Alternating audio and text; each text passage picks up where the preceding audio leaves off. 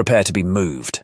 Grab those tissues. I assure you, this chapter is an emotional roller coaster that might just bring you to tears. Brace yourself for the heart-wrenching details as we delve into Kuma's motive behind the Sabaody Archipelago incident. Stick around until the end of the video as we unravel the motive. The story unfolds with Bonnie and her crew making their way to a town. A crew member asserts that Kumachi is undoubtedly present. However, Bonnie, the captain, urges him to refrain from using her name.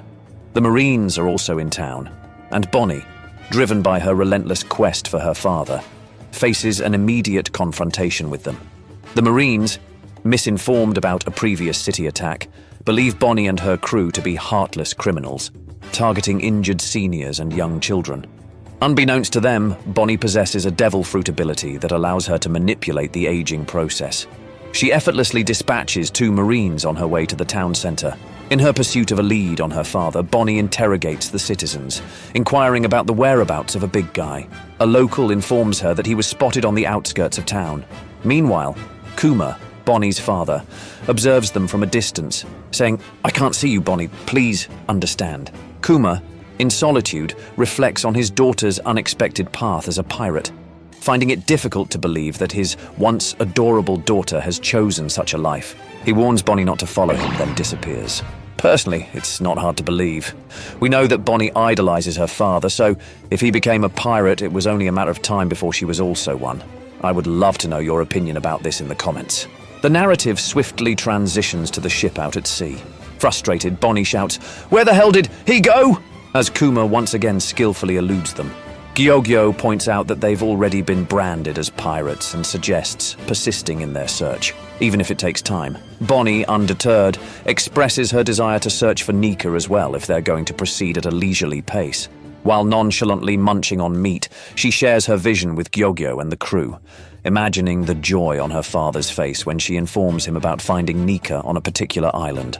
With a hint of excitement, she exclaims, "Don't you think he'd be thrilled?" In the East Blue, following the defeat of the ruthless Arlong pirates, Luffy triumphantly declares, "All right, I got a bounty." This marks Luffy's entrance into the limelight, earning his inaugural bounty of 30 million berries. Usopp, positioned in the background, is visibly astounded by Luffy's newfound recognition. The subsequent panels depict various characters, including Sabo, Dragon, Smoker, Ace, Jinbei, and Kuma, reacting to Luffy's wanted poster. Sabo queries Dragon about his journey to Logue Town, to which Dragon casually responds, mentioning no specific reason and inquiring about the person in charge. Sabo informs him that Captain Smoker oversees Logue Town. This is one of the few times Dragon acts like a father. Ace, holding up Luffy's bounty poster, questions whose brother is depicted on it. A shocked Jinbei exclaims, "A brat like this took down Arlong?" Ace proudly identifies Luffy as his younger brother, emphasizing the familial connection. Observing Luffy's bounty, Kuma remarks, "What a curious twist of fate, Dragon. To think your boy would become a pirate." The narrative then shifts back to Jewelry Margarita, the ship of Bonnie's pirates. Bonnie takes charge and lays out the 3 ironclad rules of piracy for her crew. Firstly, they are to plunder whatever they desire from the adversaries. Secondly, they should strip the enemies of their valuables without mercy. And finally, under no circumstances are they to aid anyone unless it's an absolute necessity. Her crew enthusiastically cheers in agreement with these principles. Amidst the revelry, Gyogyo takes the opportunity to teach Bonnie how to apply lipstick. Bonnie, asserting her maturity, mentions that she is now a fully grown adult. She adorns herself with a piece of jewelry beside her right eye, expressing her determination to make a name for herself. All these endeavors are driven by her desire to capture her father's attention. Meanwhile, on Egghead Island, Vegapunk showcases the Pacifista clones. As they stroll, Kuma can't help but feel uneasy witnessing exact replicas of himself. Vegapunk provides Kuma with an update on their progress, noting that it's advancing as seamlessly as Kuma's own modifications. Shifting the conversation, Vegapunk inquires if Kuma is aware of the news about some rookie pirates declaring war on the world government. Kuma reveals that the rookie in question is Dragon's son. Vegapunk, taken aback, expresses surprise that Dragon has a son. Kuma, who has allowed Vegapunk access to all his memories, sees no reason to conceal this information. Reflecting on the situation, Kuma remarks, A man with rubber powers standing up to the government. What a quirk of fate! He sounds just like my idol, Nika. Vegapunk laughs in agreement with Kuma's observation. The scene transitions to thriller bark. Kuma, acting on orders from the world government, is tasked with eradicating the Straw Hat Pirates. This directive follows his report to the world government about Luffy's victory over Gecko Moria. Kuma informs the Straw Hat Pirates that the world government would be content if they surrendered Luffy's head, offering to spare their lives in return. In defiant unison, the Straw Hat Pirates collectively shout, "Go to hell!" Regretfully, Kuma deems it a pity and employs his technique, Ursa's Shock, obliterating everyone in its path. Standing before the incapacitated Zoro, who valiantly refuses to yield, Kuma is offered Zoro's head in place of Luffy's, as Luffy is destined to be the future Pirate King. Kuma responds, stating, "If you truly mean to take his place, you must be willing to bear all his pain and suffering yourself." With that, Kuma inflicts upon Zoro a taste of Luffy's anguish, hoping that the inflicted damage will render him unconscious. We all know what happens here.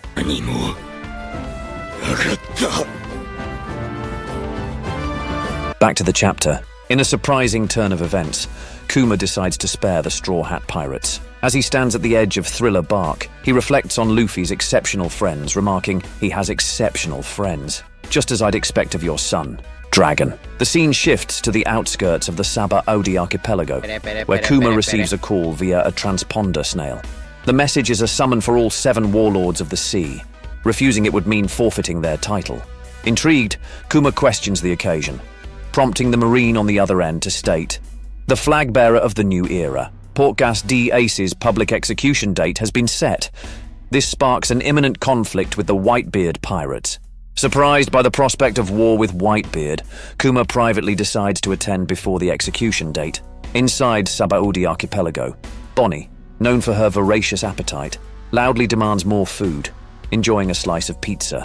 A crewmate cautions her about attracting attention from the Marines. Outside the restaurant, Kuma discreetly observes Bonnie through the window. Smiling to himself, he muses, "This is the last time I'll see your face. Become a truly indomitable pirate, Bonnie." His moment of reflection is interrupted as news spreads about a pirate assaulting a celestial dragon, prompting Kuma to swiftly shift his attention and leap onto the roof. Witnessing the audacious act of attacking a celestial dragon, Kuma is stunned. The entire world recognizes this as a grave taboo, and given their proximity to the Marine headquarters, it's considered a near-suicidal move. Peering through the window, Kuma comprehends that it's the Straw Hat Pirates once again. With a celestial dragon left beaten and battered, the shock intensifies as he learns that Luffy punched a celestial dragon to protect a fisherman, an act unparalleled for centuries. Such an action is considered the highest level of treason, given that the celestial dragons are revered as gods of the world. The scene then shifts to the aftermath of the Straw Hat Pirates' escape from the human shop. A pacifista clone arrives to apprehend them, but Kuma intervenes, commanding PX-1 to cease its pursuit. Usopp expresses shock at the existence of another Kuma, but Zoro discerns that the arriving Kuma is the genuine one. In this moment, Kuma's true motives come to light as he reflects, "Dragon, Eva-chan, I hope you can forgive me. I didn't mean to desert you without a word." Continuing to teleport each member of the Straw Hat crew, Kuma maintains his contemplation. "At least I can leave my own quiet mark on the world through Bonnie and this young boy. Their future will be the only legacy I leave behind." As each member is whisked away, Luffy is left on the ground, tearfully lamenting, "I couldn't save any of them." Approaching Luffy, Kuma once again speaks to himself, trying to clarify. "You've got it wrong. I'm just showing you the level you must be in the new world. You and your friends just aren't ready. Don't go there yet. After all, you will someday save the world." With those words, he teleports Luffy, leaving behind a profoundly shaken and emotional Straw Hat captain. Personally, I think Kuma is a better father to Luffy than Dragon. If it wasn't for this, Luffy might have ended up like Kid. Comment below what you think. The scene shifts to Egghead Island, where Vegapunk engages in a heated argument with Saturn via the transponder snail. Vegapunk expresses shock at Saturn's order to install a self-destruct mechanism.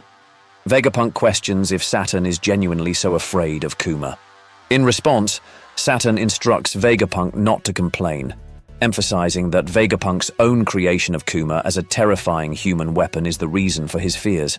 However, Vegapunk counters, reminding Saturn that he and the other elders already hold the highest priority in the command hierarchy. Saturn questions Vegapunk about the potential danger of Kuma going rogue when not under their direct supervision. Before Vegapunk can respond, Saturn bluntly dismisses him, asserting that he isn't interested in the opinions of a scientist for hire. Vegapunk proposes a compromise, suggesting that in exchange for complying with Saturn's demands, he could retain a fraction of Kuma's ego.